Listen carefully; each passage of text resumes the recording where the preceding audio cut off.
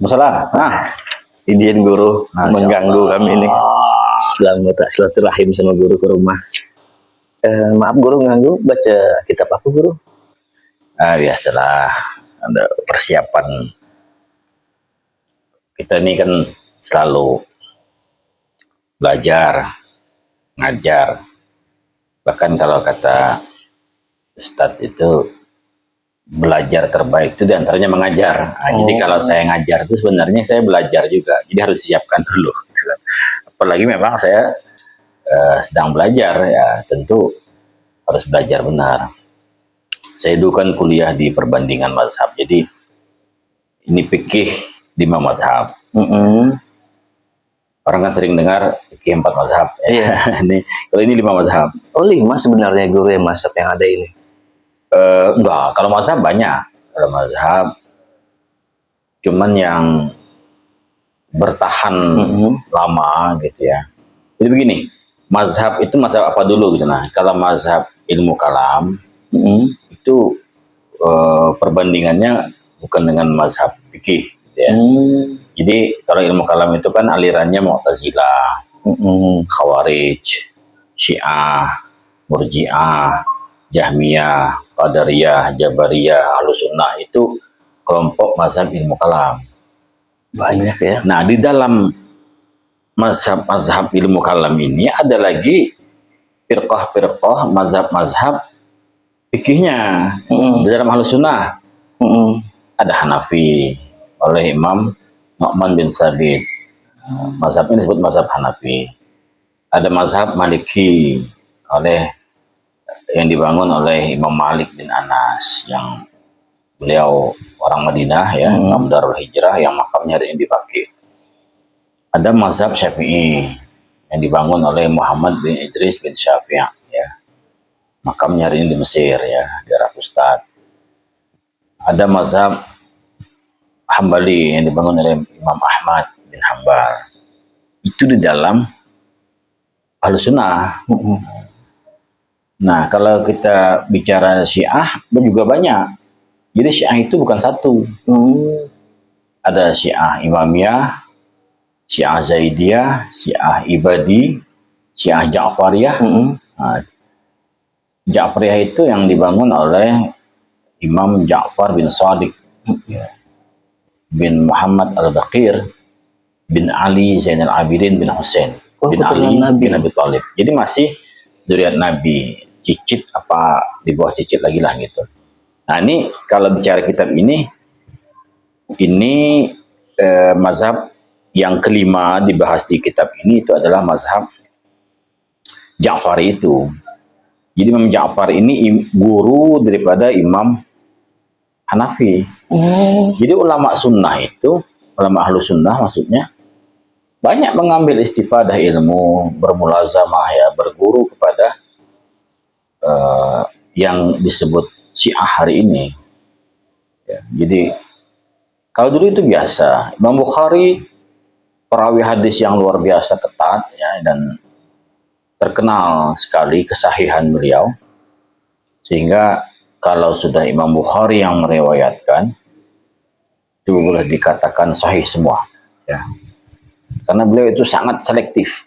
Hadis yang meragukan ya, yang perawinya kurang kuat hafalan, yang pernah berbuat dosa besar, yang pelupa, yang segala macam, itu dikeluarkan semua. Yang tidak jelas, yang majhul, itu keluar semua, yang terputus.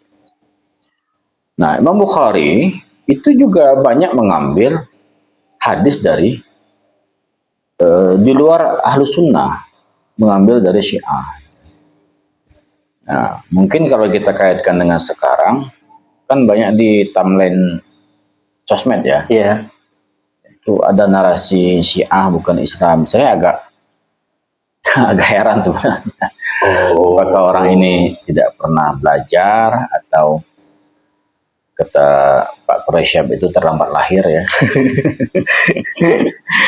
Dari dulu kita perbandingan. Nah, ini cuma kita lihat nih. Iya.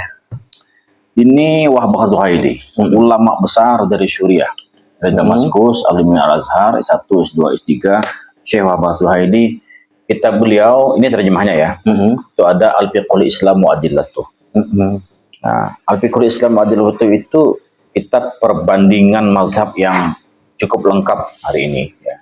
Kalau dulu kan ada Al-Fiqh ala Madhabil Arba'ah, cuma 4 mazhab. Kalau ini dia mengkomparasikan ya, membandingkan banyak mazhab dalam fikih ya, karena beliau seorang fakih, seorang ulama besar hukum Islam. Dan beliau menyatakan dalam kitab ini bahwa tentang mazhab dan pendapat yang dapat diikuti. Ada yang dianggap terlalu jauh menyimpang itu ada, sehingga tidak dapat diikuti. Nah, beliau menetapkan mazhab-mazhab yang bisa diikuti itu, kata beliau, ini tidak hanya 4 mazhab saja, Hanafi, Maliki, Syafi'i, dan Hambali. Masih terdapat mazhab fikih lain, baik yang terkenal maupun yang tidak. Jadi ada yang terkenal, ada yang sudah katakanlah pengikutnya itu tidak ada lagi. Seperti mazhab Imam Al-Laits. Tidak ada kan? Kamu mazhab apa? Mazhab Laitsi, tidak ada. Tak pernah dengar. Padahal di ulama besar itu. Ulama besar. Ya. Atau Imam Auza'i. Mas, mazhabnya apa? Mazhab Auza'i, tidak ada kan? Tak pernah dengar juga. Ini kan? Hanafi. Tabari. Ada mazhab Tabari. Ada kitabnya. Ada mazhab Az-Zahiri. Nah, ini Abu Dawud Az-Zahiri. Ini agak beda sedikit. Kalau orang biasanya menisbahkan nama itu ke kampungnya atau ke keturunannya, kan Ahmad bin Hambal, Hambali, ya. Muhammad bin Idris bin Syafi'i, ya. Atau ke kampung Imam Ghazali, ya, At-Tusi An-Naisaburi, Junaidil Al-Baghdadi, kampungnya Baghdad. Tapi kalau Zahiri ini ke pendapatnya. Ini karena sedikit beliau beda ya, ini terkenal dengan pendapat yang literal, yang tekstualis, yang zahir. Apa tertulis ya seperti itulah. Contohnya guru seperti apa itu? Wah, itu panjang kalau kita bahas ya. Terlalu teks tuh tadi. Boleh kalau begini. Kan ada hadis, kalau bejana kalian dijilat anjing, maka basuhlah dia 7 kali. Ya. Salah satunya dengan tanah. Oke, kalau ada anjing menjilat-jilat bejana itu tempat ya, tak piring, tempat mangkok gitu kan. Itu jangan digunakan tempat tadi itu sebelum dicuci dia dengan 7 kali basuhan. Salah satu basuhan itu dengan tanah untuk menghilangkan jilatan anjing tadi itu. Nah, bagi mazhab Zahiri, kalau yang dijilat itu umpama sepatu, itu tidak perlu. Atau kaki, karena hadisnya itu bejana. Oh, tidak ada kias ya, guru? Tidak ada, dalam Zahiri itu tidak ada kias. Saya pernah meneliti itu Ibnu Hazm ya. Ibnu Hazm itu pengikut mazhab Zahiri yang luar biasa. Beliau ini alim alama. Dia orang Spanyol zaman kejayaan Islam dulu ya, Al-Andalusi. Makanya Ibnu Hazm Al-Andalus. Kitab beliau itu besar-besar ya, tebal-tebal dan luar biasa hujah-hujah beliau itu. Dan beliau di situ memang menyerang kias itu. Beliau tidak setuju dengan kias. Jadi terlepas ya, itu kan metode untuk istinbat hukum, untuk mengambil satu kesimpulan. Nah, tapi mazhab Zahiri ini meskipun kadang dianggap nyeleneh bagi orang yang tidak memahami secara utuh ya, seperti itu kan kayaknya kan aneh itu. Sangat tekstual banget gitu kan. Samalah dengan Bang Iwan minta beliin anaknya, "Dek, tolong ulikan aqua." Tiba-tiba datanglah dia, "Aqua nggak ada Pak, yang ada Citra." Gitu kan. Padahal maksudnya aqua itu ya air, penting air kemasan gitu ya. Terlalu tekstual ya. Tidak salah dia sebenarnya. Tidak salah. Karena perintahnya seperti itu.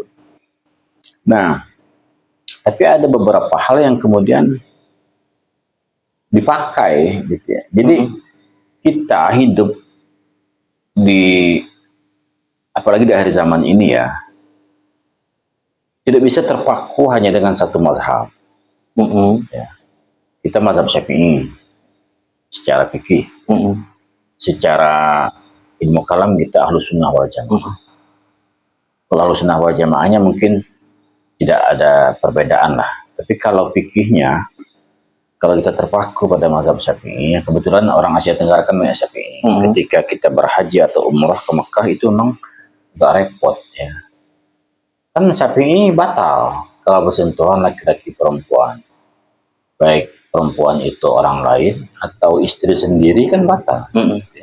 Kecuali mahramnya, ibunya, saudara kandungnya itu tidak batal. Nah, di sana bagaimana kita mengelak bersentuhan itu? Kita tidak menyentuh, tapi mungkin orang tersentuh. Orang tidak juga menyentuh, tapi kan minta kaki, entah karena kita buka lagi tawaf itu kan, kita buka tangan sini bisa saja wudhu aja terus kerjanya kan. Kalau kita terpaku pada mazhab Syafi'i, maka dalam posisi itu kita bisa mengikut pendapat imam yang lain, Imam Hanafi, yang tidak batal bersentuhan, atau Imam Maliki, dia baru bisa batal kalau ada syahwat pada bersentuhan itu. Nah, tapi ada juga pendapat yang tidak umum, tapi kemudian dianggap aktual dan lebih berkeadilan. Kalau itu kan dalam fikih ibadah kita bisa bertaklid ke imam yang lain. Nah, ketika hari ini ada problematika umat yang ternyata dalam pendapat-pendapat yang selama ini sudah mapan di masyarakat ya, kayak kita di Indonesia ini, umumnya kan ini masalah waris ya, ini masalah waris. Kalau cucu ya itu tidak dapat ketika kakeknya meninggal. Bang Iwan punya anak ya. Bang Iwan punya anak, ini kakek, anak, cucu. Nah, anaknya Bang Iwan nih. Iya, iya. Nah, itu kan kakek. Qadarullah Bang Iwan meninggal duluan. Contoh nih, contoh gue aminkan. Iya, contoh. Belum lebaran. Umpama meninggal lah tahun ini ya. Nah, berarti yang hidup tinggal kakek dan anak. Bang Iwan kan punya saudara nih, adik-beradik. Nah, tahun depan meninggallah kakek ini. Itu yang dapat warisan tentu seharusnya Bang Iwan kan, bukan dah meninggal. Sudah meninggal. Nah, berarti tinggal saudara-saudaranya Bang Iwan. Nah, itulah yang mendapat warisan. Anak Bang Iwan dapat tak? Seharusnya dapat lah guru. Seharusnya kan, tapi kan tidak dapat itu dalam ketentuan di kita tidak dapat. Kenapa? Karena ada anak dari kakek ini masih ada. Abun ya, apa namanya abun, ibnun. Ibnun ini anak ada. Ibnul ibni tidak dapat, cucu tidak dapat. Karena ada ini masih. Ada adik-beradik dari ada adik-beradik dari itu. Terdinding dia. Nah, tapi kan ini anak yatim. Iya. Dan cucu. Bapaknya sudah meninggal dunia duluan. Adilkah ketika harta ini dibagi? Ini dapat semua saudara si Iwan ini. Iya. Ini ngucup jari orang. Kasihan anakku. Sudah adil nih. Kehilangan orang tua.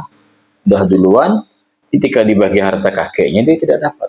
Adil. Nah, Zahiri itu berpendapat bisa ya dijadikan anak itu sebagai pengganti daripada ayahnya. Yang disebut dengan ahli waris pengganti. Dan kompilasi hukum Islam di Indonesia yang dirumuskan oleh ulama di Indonesia tahun 91. Dari tahun 90 itu. Sudah musyawarah ya. Nah, Kepres waktu itu zaman Pak Harto nomor 1 tahun 91 itu merumuskan bisa dilakukan ahli waris pengganti.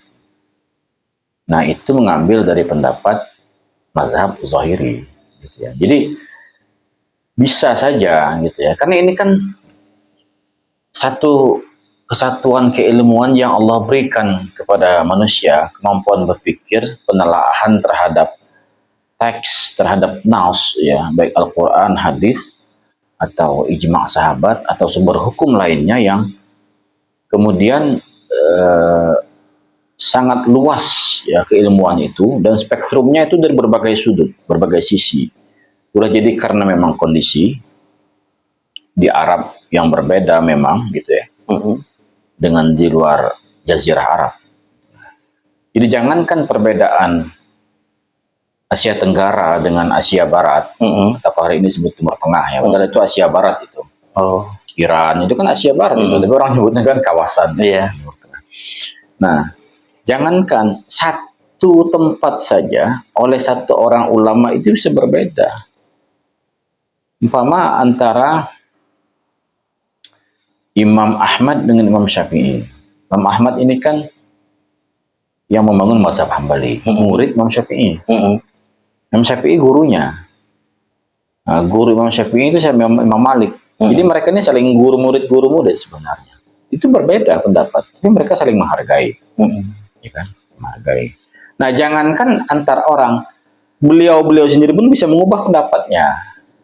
Imam Syafi'i itu ada yang namanya qaul qadim. Ketika beliau tinggal di Irak, di Baghdad, beliau punya pendapat sendiri. Begitu kemudian pindah ke Mesir, ya, di Kairo, beliau punya pendapat yang berbeda dengan pendapat sebelumnya.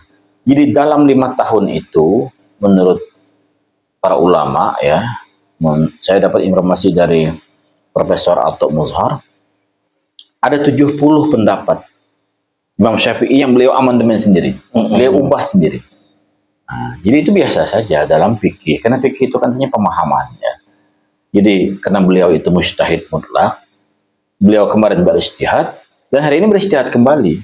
Nah, itu sesuatu yang lumrah dalam hukum gitu ya, ada perubahan. Izin guru ini kan sesuatu yang jarang dibahas di publik guru. Yang mana kita ketahui kan ketika kita belajar faraid, hal seperti ini yang ketika orang tuanya meninggal, anak ini kan terdinding dan semua ustadz-ustadz khususnya membaca fikih-fikih tradisional memfatwakan di masyarakat, sehingga mohon maaf dengan segala hormat ini kan terkesan zolim kepada si cucu, karena apalagi nanti cucunya susah, kasihan. Dan saya menyepakati dan saya mengamini juga ini kan sesuatu yang masyarakat perlu dengar, dan jangan langsung ketika mencari fatwa itu harus juga berkonsultasi ke pengadilan agama guru ya, karena mereka lebih konstitusional dan diakui negara. Saya tidak ingin dibenturkan ya, saya tidak ingin ada narasi fikih tradisional atau non tradisional. Fikih itu ya fikih saja sebenarnya. Sebenarnya apa yang saya sampaikan tadi juga adalah fikih klasik. Pemahaman Ibnu Hazm itu kan udah lama, Ibnu Hazm itu kan. Cuman tidak populer di kita. Nah, ketika kemudian para ulama menggali kitab-kitab Turath itu dan ketemu pendapat itu, lalu dipakailah hari ini di Mahkamah Agung ya kalau kami.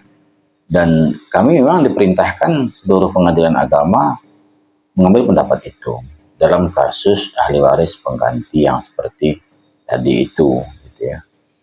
Termasuk masalah wasiat, ya. Wasiat wajibah itu kan pendapat Zahiri juga, ya. Wasiat wajibah itu udah tahu? Belum tahu. Jadi wasiat itu kan dari Al-Quran. Kan dalam Al-Quran itu banyak kata-kata membang di wasiatin yusi biha audain. Jadi ke pembagian waris itu lihat ada nggak hutangnya, ada nggak wasiatnya. Kalau ada wasiat, tunaikan. Kalau ada hutangnya, bayarkan. Barulah dibagi waris.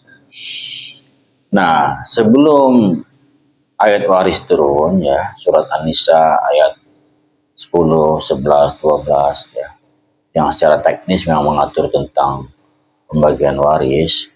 Dulu umat Islam membagi waris itu dengan wasiat.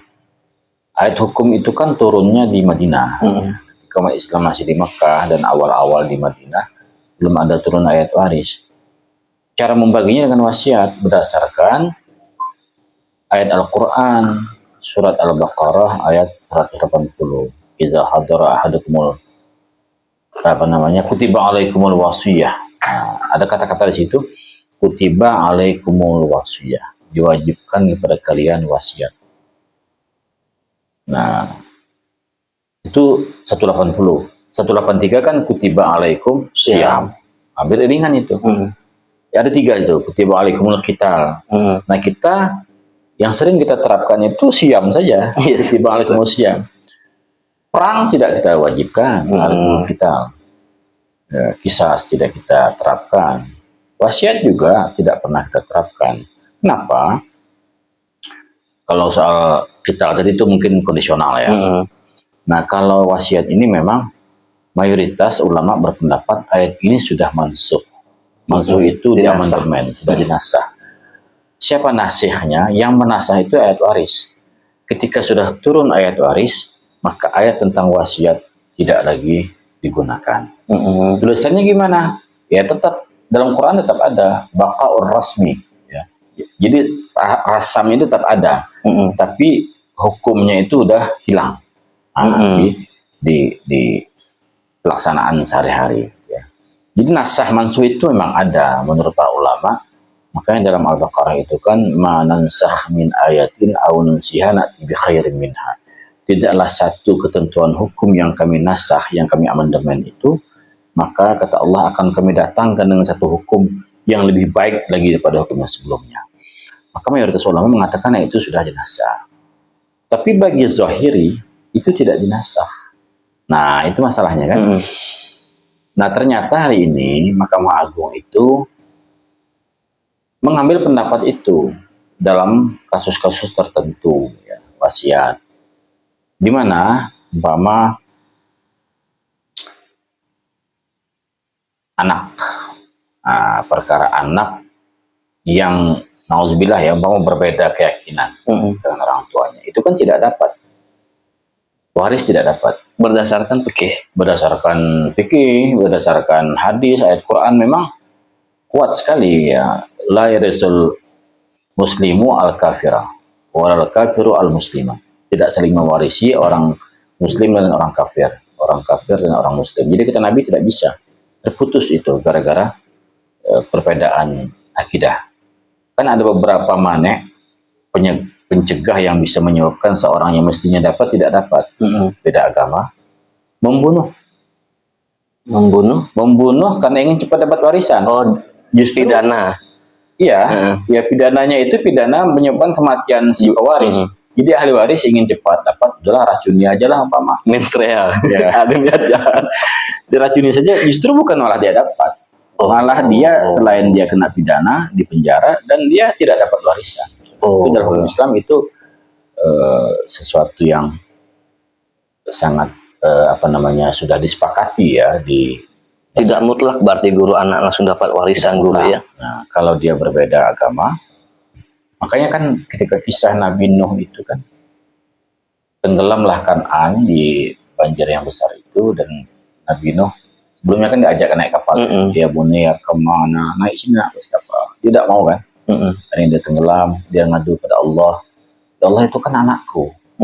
Apa jawaban Allah? Innahu laisa min ahlika. Dia bukan keluargamu. Jadi tidak diakui lagi memang karena dia berbeda. Dia musyrik, dia tidak ingin ikut ajaran Nabi yang itu ayahnya. Nah, jadi itu tidak dapat warisan dari ayat dan hadis tadi. Tapi, nah ini tapinya. Dengan wasiat disebutlah wasiat wajibah tadi. Wasiat wajibah itu siapa yang bisa menentukan? Itu negara. Jadi negara yang menetapkan. Bukan warisan, beda ya. Nanti jangan dianggap pula memberikan warisan kepada ahli waris kafir. Nah, jalannya beda. Meskipun mungkin substansinya hartanya ya dari orang tuanya juga. Tapi namanya beda. Namanya beda. Macam mana namanya guru? Wasiat wajibah. Wasiat wajibah, tapi tetap dapat anak yang non muslim tadi. Itu dapat dalam bahasanya itu dapat. Dapat itu bisa ya, bisa tidak. Tergantung pengadilan, tergantung pertimbangan hukum seperti apa kasusnya.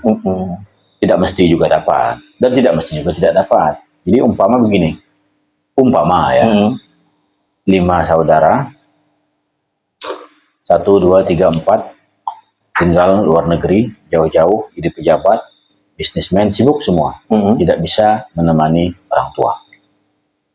Kebetulan umpama si bungsu anak perempuan dapat jodoh umpama non muslim suaminya.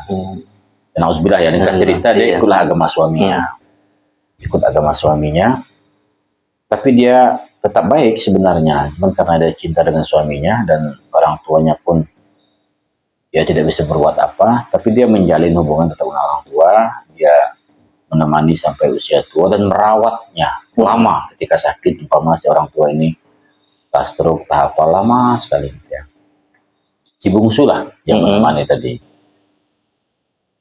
Nah, tiba-tiba ketika meninggal dunia, datanglah 1, 2, 3, 4 ini, mana bagian saya? Mana warisan saya? 4-5 tahun orang tuanya sakit tidak pernah diurus. Justru si bungsu yang kebetulan berbeda agama ini yang mengurus, kan begitu. Nah, itu kasuistis kan itu. Jadi lihat kasusnya. Pada hal seperti itu dapat saja, bisa saja ada pertimbangan terhadap si anak tadi itu. Tapi tidak mesti juga ya. Jadi gini, kita dalam satu case, dalam satu perkara itu tidak bisa menjawab itu hitam putih. Maka saya kalau ditanya kadang apalagi lewat telepon, lewat chat WA, Pak Ustaz bisa tidak gini-gini, atau ini berapa lama? Tidak bisa, karena barang itu harus dikaji. Kronologisnya seperti apa, alat buktinya seperti apa, duduk perkaranya harus dilihat betul semuanya. Itu contoh tadi ya. Iya. Ini Satu lagi pertanyaan guru. Ini tentang nampaknya lebih kepada waris lah, faraid. Anak angkat. Anak angkat yang di bawah lagi bayi baru lahir, diadopsi sampai dewasa, disayangi, dicintai, dan aci pamannya juga ketika almarhum masih hidup itu sangat keadaan sini kasih duit untuk bapaknya, cuman ketika bapaknya tidak ada, si anak angkat tadi itu tidak dapat waris, dianggap musuh gara-gara ingin merebut warisan, perpecahan kekeluargaan gara-gara warisan. Itu secara hukum agama memang tidak dapat ya guru. Nah, tapi izin guru, tapi kemarin waktu saya melihat kalau salahin satu ulama, dia berpendapat ya dikasihlah atas kecintaan kepada orang tuanya. Apakah itu baik? Apa bagaimana guru? Ya. Jadi anak angkat itu secara nasab memang tidak ada hubungan. Ya. Dan tidak boleh kita menyebut si anak dengan bin ayah angkatnya itu. Ya. Kan ada peristiwa Nabi mengangkat anak, Zaid namanya. Disebutlah dia menjadi Zaid bin Muhammad. Nah, namun kemudian ditegur oleh Allah Subhanahu wa taala, maka Muhammadun aba ahadim min rijalikum. Bukanlah Muhammad itu ayah salah seorang di antara kalian. Walakin Rasulullah, yaitu Rasulullah wa khataman nabiyyin, dan penutup para nabi. Maka sejak saat itu Zaid bin Muhammad harus dikembalikan menjadi Zaid bin Harithah, karena ayahnya itu Harithah namanya. Ya. Tapi tetap bersama Nabi, kesehariannya bersama Nabi, menjadi pembela Nabi dalam banyak perang, ya selalu melindungi Nabi. Zaid bin Harithah ini luar biasa dan dia salah satu panglima perang. Namun beliau syahid, wafat di tahun ke-8 ya, dalam perang Mu'tah namanya. Nanti Bang Iwan kalau baca sejarah perang Mu'tah itu luar biasa itu. 3.000 orang Islam berhadapan dengan berapa? 200.000. Waduh, 100.000 orang Romawi, 100.000 suku-suku yang memang dihimpun oleh Raja Heraklius, Raja Romawi untuk melawan orang Islam yang 3.000 itu tadi. Itu nanti kita bapaknya khusus ya. Jadi guru ketika tadi itu jadi Zaid ini kan dibatalkan. Nasab tidak boleh. Tapi orang tahu dia anak angkatnya Nabi. Dia disayang Nabi. Ya. Nah, maka secara fikih juga kita mengambil peristiwa itu tadi, tidak ada hubungan nasab seorang ayah angkat dengan anak angkat. Hatta umpama seorang anak angkat itu perempuan, umpama ya, meninggallah istri si bapak angkatnya, ibu angkatnya meninggal. Boleh nggak ayah angkat ini menikah dengan anak angkatnya? Oh, Jawabannya boleh. boleh. Secara hukum. Iya, secara hukum dia. dia. Jadi karena memang tidak ada hubungan mahram. Gitu ya. Tapi apa hukumnya tabani, pengangkatan anak itu sunat memang. Pahala, apalagi mengangkat anak-anak yatim, ya, memberikan perhatian, pendidikan, kesehatan, dan mengangkat derajatnya. Ya. Dan itu baik. Nah, makanya tadi ketika pembagian waris gitu ya, dalam ilmu faraid dia tidak dapat. Nah, tapi apa yang kita sebutkan tadi itu dia dapat. Nah, dapat itu frasa yang menunjukkan maybe yes, maybe no, kata orang Banjar itu. Boleh iya, boleh tidak. Dapat. Jadi pengadilan dapat saja memberikan kepada si anak angkat ini, tapi ada ketentuannya. Oh, berarti kondisional lagi Kondisional. nih. Pembahasannya lebih dalam, Ya. lebih kondisional lah semua bahas. Kalau wasiat itu kan maksimal sepertiga. Jadi kalau wasiat wajibah itu seperti tadi ahli waris pengganti, maksudnya kan, itu tidak boleh melebihi yang diganti. Tidak boleh melebihi yang diganti. Contohnya guru seperti apa? Tadi kan Bang Iwan yang meninggal. Oh, yang tadi itu kembali kepada Ahli waris pengganti kan. Nah, kalau ibunya yang meninggal, anaknya laki-laki nih, kakek, anak perempuan, cucu laki-laki. Oh, itu. Ketika cucu laki-laki ini minta bagian, saya ini laki-laki loh. Loh, kau tuh kan gantikan mama, karena bukan gantikan bapakmu. kadarnya beda. Beda, itu maksud saya. Tidak boleh melebihi yang digantikan. Nah, sama dengan wasiat wajibah, tidak boleh melebihi batas ambang maksimal wasiat. Berapa wasiat paling banyak? Sepertiga. Jadi tidak boleh, umpama Bang Iwan banyak punya harta nih. Emas 7 kilo, amin. Amin. Sedikit kan guru. Mobil 7 biji, banyak lagi yang lain. Iya. Itu baru emas masaknya, emas mentahnya lain. Nah, begitu mau meninggal, udahlah aku sedekahkanlah, wakafkan semuanya ini. 1 kilo pondok ini, 1 kilo masjid ini, segala macam. Itu tidak bisa. Oh. Kan ada dulu sahabat berkata ketika beliau sudah merasa tak panjang lagi usianya, mau dia anukan semua, mau dihibahkan. Kata Nabi enggak boleh. Kalau gitu setengah ya Rasulullah, setengah pun banyak. Kalau itu sepertiga, oke. Itu pun kata Nabi as-thuluts katsir. Sepertiga itu pun banyak sebenarnya, tapi oke lah, maksimal. Jadi sepertiga itu tidak mesti sepertiga, maksimalnya sepertiga. Nah, sama dengan kasus tadi, Anak angkat tadi itu bisa saja diberikan karena kan tadi dipungut dari bayi, dari habang orang banyak, dari merah, sudah seperti anak sendiri, sudah sayang, dicintai. Ya. Makanya sebaiknya kalau memungkinkan ya, anak angkat itu disusui. Kalau memang ibunya ada air susunya, agar dia jadi mahram. Atau adik-beradik ibunya. Ya. Yang menyusui, disusukan di situ. Disusukan. Agar ketika kita bicara hal-hal teknis tentang hidup serumah, sentuhan bersalaman bagaimana. Nanti kan dia lebaran, bukan hanya lebaran ya, hari-hari ketemu ayah angkatnya, salaman, habis sholat, batal apa enggak? Nah, menghindari perbedaan itu, susukan kecil. Oh, berarti memang ini kan jarang gitu orang tahu nih. Sebaiknya ketika mengadopsi anak, ya cari keluar adik-beradik yang menyusukan biar kalau jadi mudah-mudahan ada kan. Kalau ada lagi bisa menyusukan. Terus guru, kalau lagi kita ada benek banakan lagi. Kalau dihibahkan harta itu kepada si hibah itu anak harus sepersetujuan ahli waris. Kalau ahli waris setuju di waktu hidup boleh saja. Oh, sama dia punya anak 4 orang, panggil anaknya. Nah, kamu sudah sekolahkan. Abah punya harta nih 2 miliar, kan? Nanti ketika dibagi waris kan sudah tahu nih jatahnya. Nah, saudara angkatmu, anak angkat abah nih, kan ini nih. Jadi anak abah yang kelima ini, dia kan nggak dapat. Kamu setuju nggak? Ini kita kasihkan tanah yang di sana, kan? Lagi hidup nih, bisa saja. Asal sepersetujuan ahli waris. Karena ada hak mereka di situ. Lagi hidup semua setuju nih. Ketika orang tua meninggal, sudah tak setuju. Ini sering konflik tuh guru, bagaimana tuh? Ya, itu nanti tergantung pemeriksaan lagi ya. dilihat pembuktiannya seperti apa, apakah memang ada ikrarnya.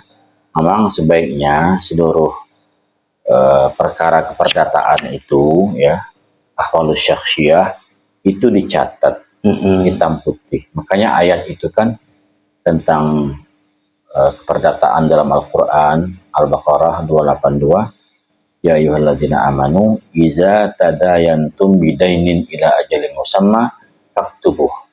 Kalau kalian melakukan transaksi, kalau dalam ayat itu kan tentang hutang piutang, catat. Wal yaktub bainakum katibun bil adl, hendaklah yang mencatat itu orang yang terpercaya. Nah, jadi kalau hari ini bisa diperluas lagi penafsiran itu. Transaksi apapun, ya, bukan hanya hutang piutang, tapi juga ada jual beli, gadai menggadai, ya, transfer, hibah, wakaf, hadiah, segala macam itu dicatat. Nah, yang mencatat itu orang terpercaya. Kalau hari ini mungkin notaris. Oh, Nah, iya. jadi ada hitam putihnya. Berbadan hukum. Berbadan hukum, ya.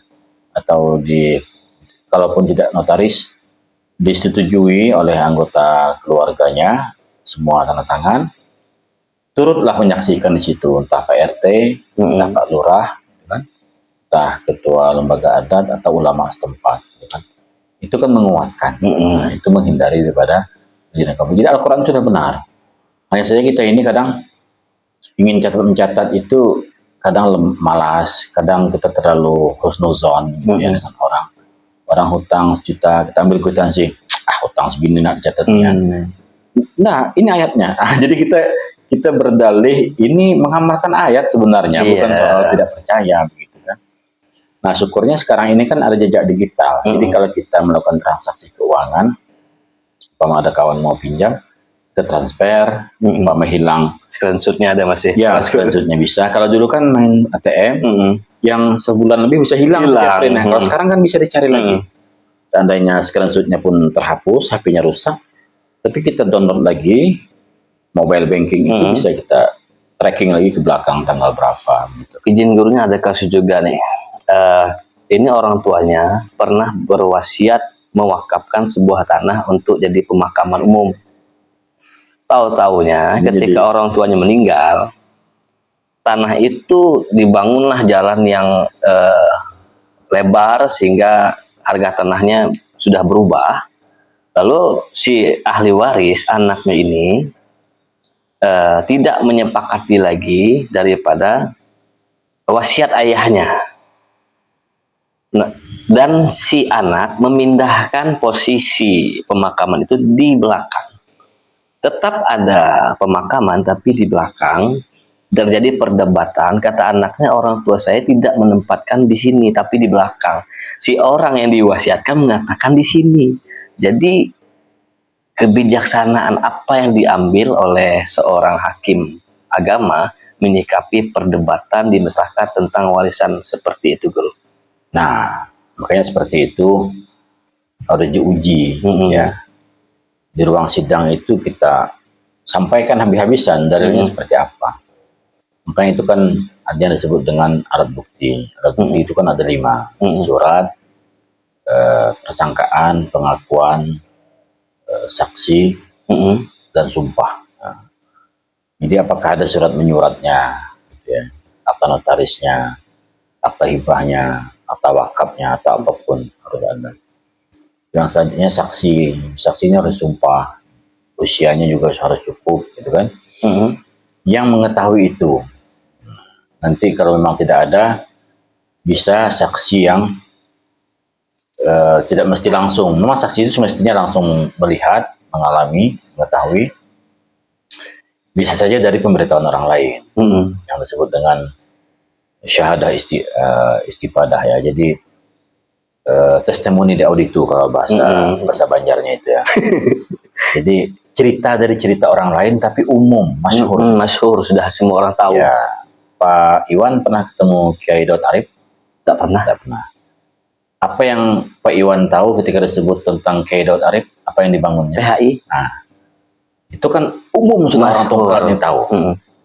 Jadi umpama terjadi sengketa PHI itu, enggak, kata orang ini bukan K.H. Daud Arif yang bangun ini, itu pasti banyak yang bersaksi. Oh enggak, umumnya orang tuanya tahu kok kalau ada K.H. Daud Arif yang mendirikan PHI gitu kan. Oh, itu maksud daripada Itu persaksian Persaksi testimoni Daud itu ya. Saya enggak lihat, tapi bapak saya dulu hadir cerita sama saya. Nah, akhirnya begitu ya. Ini kan hubungan dari kisahnya dengan wakaf ya. Wakaf itu kan kalau baru kan jarang sengketa. Yang sengketa itu pasti yang relatif lama dan pelakunya biasanya sudah tidak ada. Nah, pelakunya tidak ada lagi, baik yang wakifnya atau yang nazirnya. Nazir itu yang menerima, atau saksinya sudah tidak ada lagi. Maka berlakulah di pengadilan nanti kita adu data saja. Ya. Adakah suratnya? Adakah saksinya? Adakah persangkaan yang mengarahkan kepada satu kesimpulan yang menyebabkan serpihan kumpulan-kumpulan fakta ini menjadi fakta yang sah dan meyakinkan, gitu, yang membuat hakim bisa mengambil satu kesimpulan. Atau adakah sumpah yang dilakukan oleh pihak, kalau memang sudah buntu betul gitu ya, maka sumpah subletur namanya, sumpah pemutus itu. Wallahi demi Allah, apa yang saya dalilkan adalah benar gitu. Saya mendengar langsung almarhum kakeknya dulu menyampaikan kepada saya, di sini loh segala macam. Nah, jadi itu harus dilihat dulu. Jadi makanya saya tidak bisa jawab ini yang benar siapa. Fakta persidangan lah nanti akan ya, karena semua kan menampilkan alat bukti masing-masing. Ya, untuk pembenaran masing-masing. Dan itu penilaiannya itu harus diuji berdasarkan fakta secara zahir. Makanya kata Nabi, nahnu nahkum bizawahir wallahu ta'ala as-sarair. Kami menghukum itu secara zahir. Allah yang lebih tahu yang tersembunyi. Kalau orang bilang, enggak dulu tuh begini. Kata siapa? Faktanya disidangkan begini. Makanya Sayyidina Ali itu pernah kalah di pengadilan. Padahal dia khalifah. Qadhinya Syuraih namanya. Ketika Sayyidina Ali kehilangan baju besi, dan baju besi itu ada di orang Yahudi, ya. Orang Yahudi ini punya saya. Nah, Ali menghadirkan anaknya Hasan sebagai saksi. Tidak bisa diterima, ini masih hubungan satu garis sama kamu ya. Cari saksi lain, tidak punya saksi. Ali menuduh si Yahudi mencuri baju besinya, tapi tidak punya alat bukti. Mirip saja. Kalau mirip kan bisa saja batik ini. Wah, ini baju saya ini. Enggak, saya beli. Memang cuman you yang punya batik seperti itu, umpama seperti itu. Nah, kenapa? Karena Qadhi Syuraih itu menghukum dengan sesuatu yang zahir. Nah, itu berdasarkan hadis Nabi seperti itu. Jadi ya, kita di pengadilan melihat fakta. Yang zahir itu disebut dengan fakta. Berarti setiap permasalahan di masyarakat ini memang harus kepada pengadilan agama aja. Dan saat ini jarang hal-hal seperti ini guru sampai kepada pengadilan agama dan ditemukan dua belah pihak itu diadu data masing-masing, justru malah selesai di forum-forum masyarakat, yang mana setelah itu masih terjadi perdebatan terus-menerus.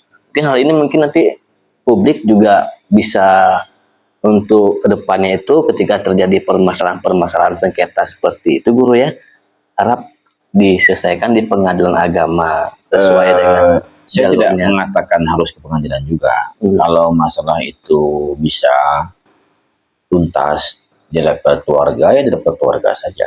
Ya. Namun ketika tidak tuntas, nah baru ya, diuji di pengadilan agama. Tanya seorang ustadz bilang ini, setuju semua, ya sudah selesai, gitu kan.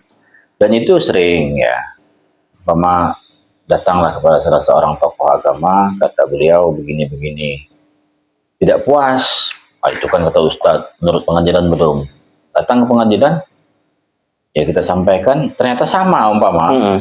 Ya, akhirnya baru mereka, benar ya kata ustadz kemarin, benar. Akhirnya ikut. Mereka hanya ingin memuaskan hati saja, gitu ya. Nah, itu. Dan ada juga yang akhirnya memperpanjang saja sebenarnya. Padahal hukumnya 2-3 tahun lalu sudah dikaji. Nah, kamu dapat sekian, you dapat sekian. Masih bertengkar. Bawa ke pengadilan, pakai biaya perkara, mungkin ada kuasa hukum segala macam. Habislah energi, capek. Akhirnya itu juga yang dibagi. Sering juga begitu. Saya tidak merekomendasikan setiap perkara harus pengadilan. Bukan kita menolak perkara, bukan. Tapi apapun ceritanya, kalau ada perdamaian itu yang paling bagus. Kalau bisa jangan sengketa. Jadi hanya minta bagikan saja.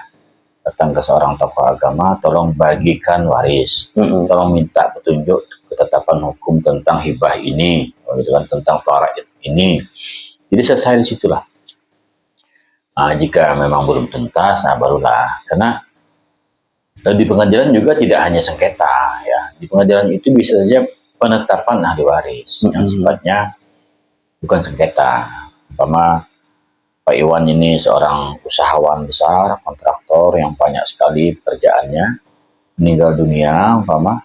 Nah, barang sedang jalan nih, rekening di bank nggak bisa cair, kontrak yang sedang jalan tidak bisa dilanjutkan oleh ahli waris. Kenapa? Ya karena siapa yang melanjutkan? Tentu kan ahli waris. Maka harus ada penetapan dari pengadilan yang menunjukkan anak Pak Iwan itu ahli waris. Barulah bank mau mencairkan. Barulah lembaga tertentu mau melanjutkan kontrak itu. Karena memang dia ahli waris. Jadi tidak mesti sengketa pengadilan itu. Jadi konklusi yang saya pahami, Guru, dari perbincangan terkait dengan waris dan hal-hal di pengadilan agama tadi, bahwasanya ya fikih di masyarakat ini sifatnya masih kemasyarakatan. Kalau ke pengadilan agama itu sudah mempunyai kekuatan hukum tetap dan yang bisa memaksa ketika seorang ini terasa dizolimi. Ya, makanya dalam hukum itu ada namanya diyani, ada yang qadai. Diyani itu yang disebut dengan keagamaan. Ya. Jadi ketika puasa umpama, puasa ditentukan tanggal 18 oleh Ormas A, Ormas B tanggal 19. Terserah pengikutnya, gitu kan. Mau ikut fatwa A atau B, toh tidak ada konsekuensi hukum. Gitu kan. Tapi kalau di negara kita ini, seperti dengan di Saudi, ya, Saudi itu yang menetapkan persaksian hilal itu siapa? Itu Mahkamah Agung. Bukan Kementerian Agama. Dan bukan organisasi. Bukan ormas apalagi. Gitu kan. Bukan pribadi-pribadi, bukan mufti. Karena kalau mufti, itu kan produknya fatwa. Fatwa itu bisa diikuti, bisa tidak. Orang minta fatwa. Pak, saya minta petunjuk, tolong kasih fatwa tentang ini.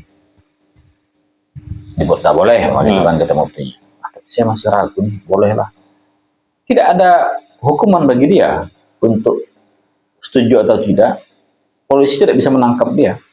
Dia tidak setuju dengan fatwa yang dia minta itu. Tapi kalau pengadilan, ya seperti di Saudi itu Mahkamah Agung. Jadi ada persaksian dari Tuan Ahmad.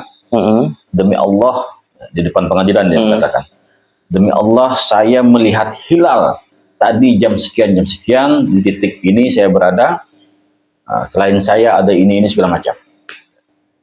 Dan persaksian itu diterima oleh pengadilan, ditetapkan oleh Mahkamah Agung, puasalah. Raja itu hanya meneruskan saja. Nah, itu namanya qadai.